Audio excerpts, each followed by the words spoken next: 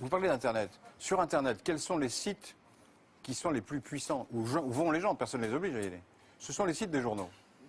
Ce sont les sites des journaux classiques, plus quelques pure players valeureux. Mais grosso modo, l'audience, elle va vers les sites de presse. Donc les gens se méfient des médias, mais ils n'ont jamais autant consommé de médias qu'aujourd'hui. Jamais. Et si la défiance était totale, je pense que les audiences des télévisions et les audiences des sites d'information se seraient effondrées. Et donc là, il y a une ambiguïté dans le public dont il faut tenir compte. Christophe Deloire. La question des erreurs journalistiques, elle est extrêmement importante et toute faute mérite d'être sanctionnée, enfin comme dans un autre milieu.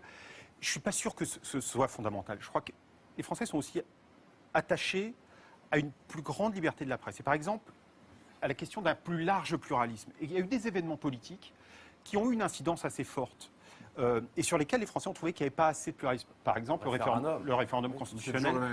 Oui, mais c'en est un. Mais d'une autre manière, dans un autre sens, récemment, alors c'est une autre catégorie de la population, récemment sur la question du mariage gay, il y a une partie de la population qui a trouvé, au contraire.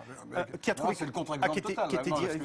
C'est le contre-exemple total. Sur le mariage gay, vous avez des journaux pour et des journaux contre. C'est le pluralisme total. C'est pas du tout l'histoire du référendum. Regardant la télévision, vous avez le sentiment qu'il n'y avait pas un pluralisme assez large. Et donc il y a une demande de plus grande liberté. C'est plus de liberté de l'information, c'est pas moins de liberté de l'information. Plus de diversité, plus de débat. Oui, mais plus de Frédéric la largeur du pluralisme, ça vient aussi de la liberté. Et quand Reporters sans frontières publie chaque année un classement mondial de la liberté de la presse. Je suis allé regarder cet après-midi des sous-catégories. En fait, on a un questionnaire avec 160 questions.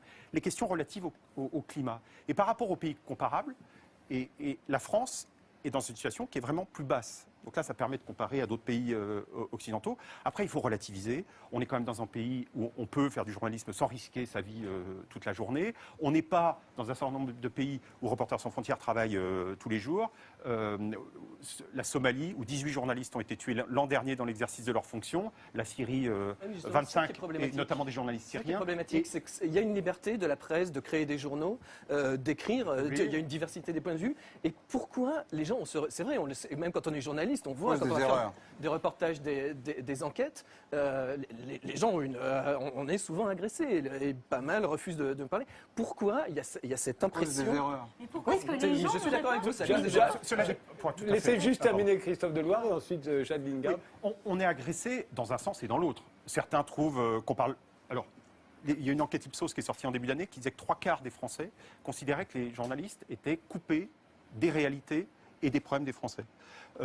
Comme si les journalistes ne parlaient jamais du chômage, de la pauvreté. Alors c'est vrai qu'il y a parfois des numéros sur les maisons des riches, mais enfin il y a aussi quand même des sujets. Je crois qu'on ne peut pas dire que les journalistes sont totalement coupés de tout ça.